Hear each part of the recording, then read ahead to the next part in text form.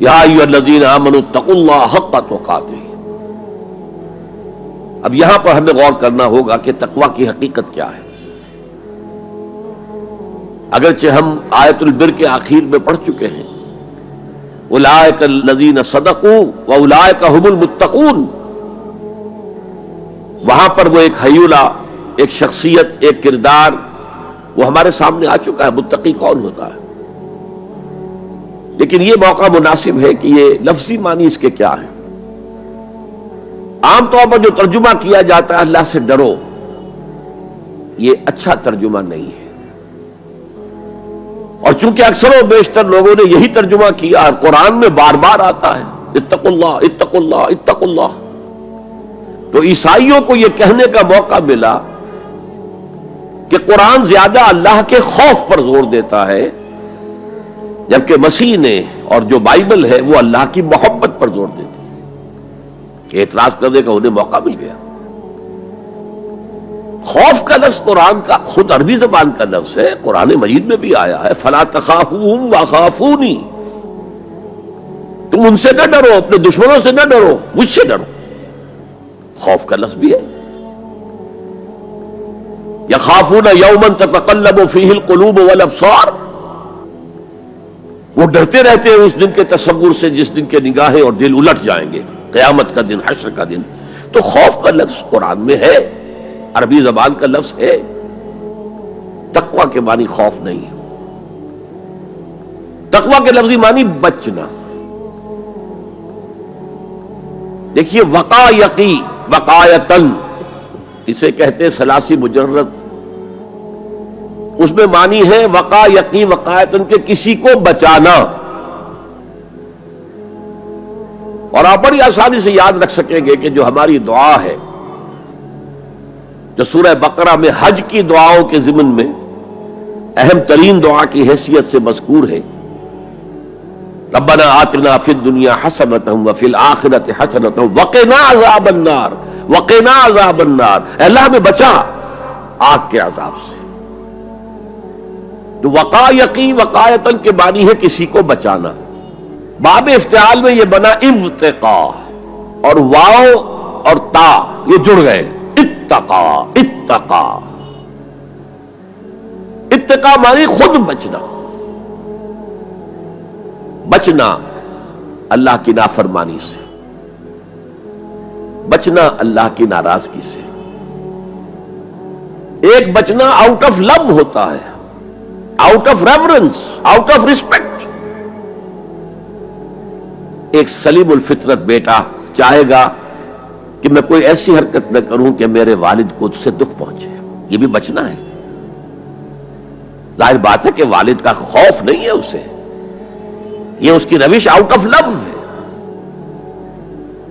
والذین آمنوا اشد حبا للہ، جو لوگ صاحب ایمان ہیں وہ شدید ترین محبت کرتے ہیں اللہ کے ساتھ۔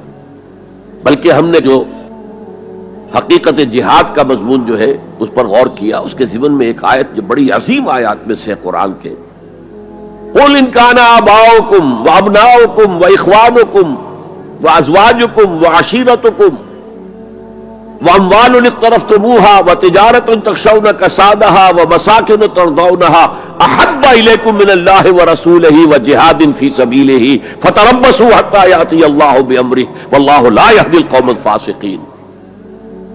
اے نبی ان سے کہہ دیجئے کہ اے لوگو، اگر تمہیں اپنے باپ اور اپنے بیٹے اور اپنے بھائی اور اپنے زوج، مرد کے لیے بیوی، بیوی کے لیے شوہر، اور اپنے رشتہ دار اور اپنے وہ مال جو تم نے بڑے محنت سے جمع کیے ہیں، اور اپنے وہ کاروبار جن میں کساد کا، سرد بازاری کا تمہیں خوف لاحق رہتا ہے، مندہ نہ ہو جائے،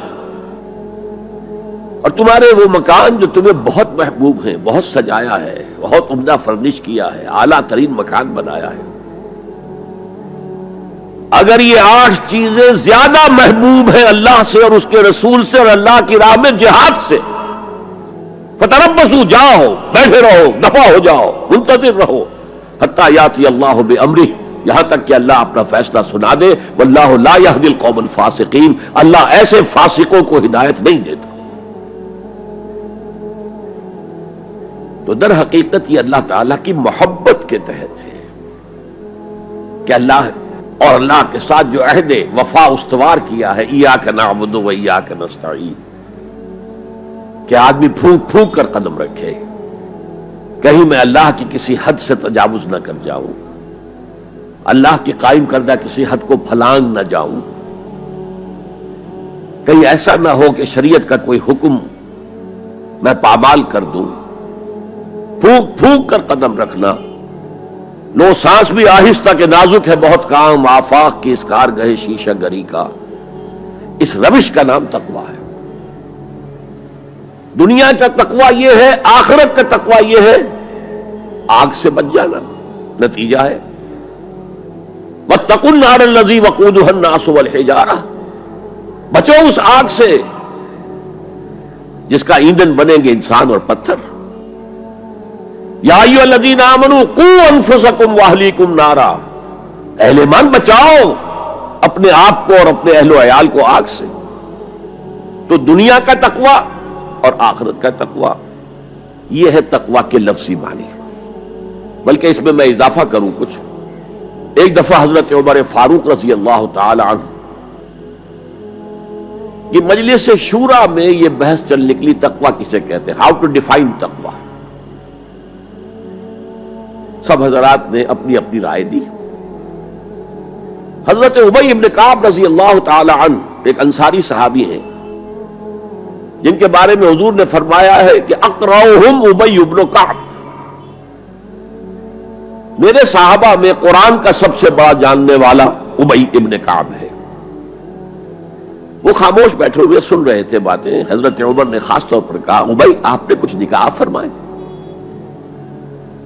اب انہوں نے کہا کہ امیر المومنین دیکھیے، اگر کبھی آپ کو کسی ایسے جنگل میں سے گزرنا پڑے جس میں کوئی پگڈنڈی نہیں ہے، بڑی اونچی اونچی گھاس ہے اور قدم قدم پر خاردار جو ہیں جھاڑیاں ہیں، تو آپ کیسے گزریں گے؟ جسے میں بار بار کہہ رہا ہوں پھونک پھونک کر قدم رکھنا. دیکھ لو کہیں اس گھاس کے اندر یہاں کوئی سانپ جو ہے وہ کنڈلی مارے بیٹھا ہو، تمہارا پاؤں سانپ پر جا پڑے، یا کسی اور موذی جانور کے بل میں پاؤں جا پڑے، یا کہیں تمہارے کپڑے جو ہے وہ کسی جھاڑی کے کانٹوں میں الجھ جائیں. بچ بچ کر نکلنا یہ تقویٰ ہے. یہ زندگی ایک سفر ہے، ہماری منزل آخرت ہے. جیسے حضور نے فرمایا انما الدنیا خلقت لکم وانتم خلقتم للآخرہ، یہ دنیا تمہارے لیے بنائی گئی ہے، تمہارے لیے برتنے کا سامان ہے، لیکن تمہیں آخرت کے لیے بنایا گیا ہے، یہ تمہارا گھر نہیں ہے. تو یہ ہے تقویٰ.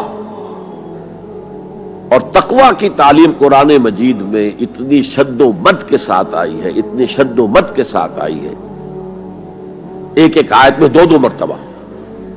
سورۃ النساء کی پہلی آیت یا ایھا الناس اتقوا ربکم الذی خلقکم من نفس واحدۃ وخلق منها زوجها وبث منهما رجالا کثیرا ونساء واتقوا اللہ الذی تساءلون به والارحام ان اللہ کان علیکم رقیبا. ایک آیت میں دو مرتبہ تقویٰ کا حکم. اے لوگوں، اے بنی آدم، اپنے اس رب کا تقویٰ اختیار کرو جس نے تمہیں ایک جان سے بنایا، اسی سے اس کا جوڑا بنایا اور ان سے کثیر تعداد میں مردوں اور عورتوں کو زمین میں پھیلا دیا. یہ 600-650 کروڑ جو انسان آج دنیا میں ہے، یہ سب کون ہے؟ آدم اور حوا کی نسل سے ہیں. پھر اسی آیت میں دوبارہ واتقوا اللہ الذی تساءلون به والارحام، تقویٰ اختیار کرو اس اللہ کا جس کا ایک دوسرے کو واسطہ دیتے ہو. کوئی سائل مانگتا ہے تو اللہ کے نام پر مانگتا ہے. تم بھی جا کر اپنے کسی عزیز سے یا دوست سے کہتے ہو کسی کام کے لیے بھائی یہ کام بہت ضروری ہے اللہ کے لیے جلد از جلد اس کام کو کر دو، واسطہ اللہ کا. یا جیسے کہ سورہ حشر میں ایک آیت میں 2 دفعہ یا ایھا الذین آمنوا اتقوا اللہ ولتنظر نفس ما قدمت لغد واتقوا اللہ ان اللہ خبیر بما تعملون. اے ایمان والو، اللہ کا تقوی اختیار کرو اور دیکھو کل کے لیے کیا بھیج رہے ہو آگے. تمہارے اعمال جو جا رہے ہیں، جمع ہو رہے ہیں تمہارے نامہ اعمال میں، وہ اعمال کون سے ہیں، اچھے ہیں یا برے ہیں؟ اور اللہ کا تقوی اختیار کرو اور دیکھو، جان لو وہ تمہارے اعمال سے باخبر ہے، بے خبر نہیں ہے. تاہم یہ الفاظ جو ہے میرے نزدیک قرآن مجید میں تقوی کی تاکید کے اعتبار سے انتہائی مؤکد مقام ہے. جیسا کہ میں نے عرض کیا، صحابہ گھبرا گئے، حضور اللہ کے تقوی کا حق کون ادا کر سکتا؟ پھر جب سورہ تغابن کی آیت نازل ہوئی تو ان کے جان میں جان آئی. وہاں فرمایا گیا فاتقوا اللہ ما استطعتم، اللہ کا تقوی اختیار کرو جتنا بھی تمہارے حد استطاعت میں ہے، امکانی حد تک اللہ کا تقوی اختیار کرو. پھر جان میں جان آئی. آدمی اپنے مقدور بھر اپنی ہمت کے مطابق تو کام کر سکتا ہے، لیکن اللہ کا حق ادا کرنا یہ کیسے ممکن ہے؟